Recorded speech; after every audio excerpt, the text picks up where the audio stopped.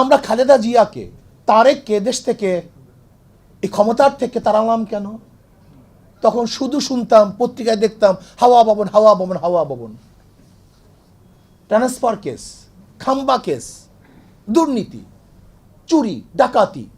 পত্রিকায় প্রতিদিন আসতে হেডলাইনে, এত টাকা চুরি হয়েছে, এত টাকা ঘুষ হয়েছে, এত টাকা বাণিজ্য হয়েছে। আওয়ামী লীগের আমলে একই দেখছি। যদি আবারও সেই বিএনপিকে ক্ষমতায় আনার জন্য আমাদের দেশের শিক্ষিত সমাজ, নীতিবান সমাজ কথা বলে, তাহলে আমরা তাদেরকে কি বলতে পারি? আমাকে বলুন, আমরা কি বলতে পারি?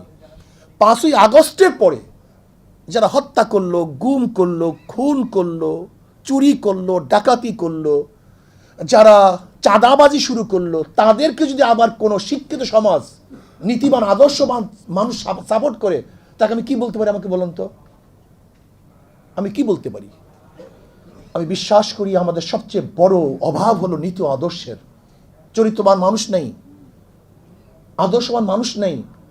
দেখবেন আমার এক ভাই বললেন, এ দেশটা বিভিন্ন আদর্শের মানুষের বসবাসের স্থান। কি বলি? মুসলমান, হিন্দু, খ্রিস্টান, বৌদ্ধ। কিন্তু তখন কিন্তু পার্সেন্টেজ হিসাব করি না। মুসলমান, হিন্দু, বৌদ্ধ, খ্রিস্টান বলার সময় সবাই সমান, কিন্তু কেউ কি চিন্তা করছি পার্সেন্টেজ আর কি? এই চিন্তা কার মধ্যে আসে নাই? এখানে বিশাল একটা শুভঙ্করের ফাঁকি। আমরা যখনই দেশকে গড়তে যাই তখন একই সাথে সবার নাম উল্লেখ করি, কিন্তু এখানে যে 92% মুসলমানদের দেশ, এই মুসলমানদের চিন্তাটা তখন মাথা থেকে চলে যায়। 250-টিরও বেশি ডিজাইন অপশন নিয়ে ওয়ালটন স্মার্ট ফ্রিজ, বোঝে আপনার প্রয়োজন। তখন সবাইকে নিয়ে দেশ গড়ার চিন্তা করি, আর যখনই দেশ গড়ার চিন্তা করি তখন 92% মুসলমানদের নীতি ও আদর্শ চরিত্রের খেলাফ সমস্ত সংবিধান করা, আইন রচনা করার চেষ্টা করি। যেমন ধরে নেন ট্রান্সজেন্ডার, এটাকে মুসলমানরা মানে, আমাদের উপর চাপিয়ে দেওয়া হয়েছে। এর জন্য আমি প্রধান উপদেষ্টার সাথে যখন সাক্ষাৎ করেছিলাম, আমি তাকে অনুরোধ করেছি পাশ্চাত্যদের কোনো সংস্কৃতি যেন আমাদের উপর চাপিয়ে দেওয়া না হয়,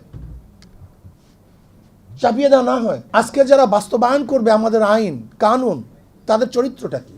এই যে সমকালের উদাহরণ দিছে আমাদের এক যুবক ভাই, গতদিন তাদের চরিত্র কি ছিল, আজকে তাদের চরিত্র কি? আপনি কি চিন্তা করতে পারছেন সুপ্রিম কোর্টের পুরা বেঞ্চ সরকার পরিবর্তন হওয়ার পরে যদি পরিবর্তন হয়ে যায়, সেই দেশটা কোথায়? যে ইউনিভার্সিটি সর্বোচ্চ বিদ্যাপীঠ, সেখানের ভিসি সহ যদি প্রফেসররা সেখান থেকে রিজাইন দিতে বাধ্য হয়, সেটা দেশটা কোথায়? আমাদের দেশে নীতি ও আদর্শ কোনো চর্চা হয় না, শুধু গবেষণা হয়। প্রয়োজন হল নীতি ও আদর্শ পরিবর্তন করা। যদি নীতি ও আদর্শ পরিবর্তন না করেন তাহলে অবস্থাটা কেমন হবে? একজনের নাম এ, একজনের নাম বি, একজনের নাম সি, তিনজনই চোর, ক্ষমতা আছে এ, সে কি করবে? হটাও এ বসাও বি, সে কি করবে? হটাও বি বসাও সি, সে কি করবে?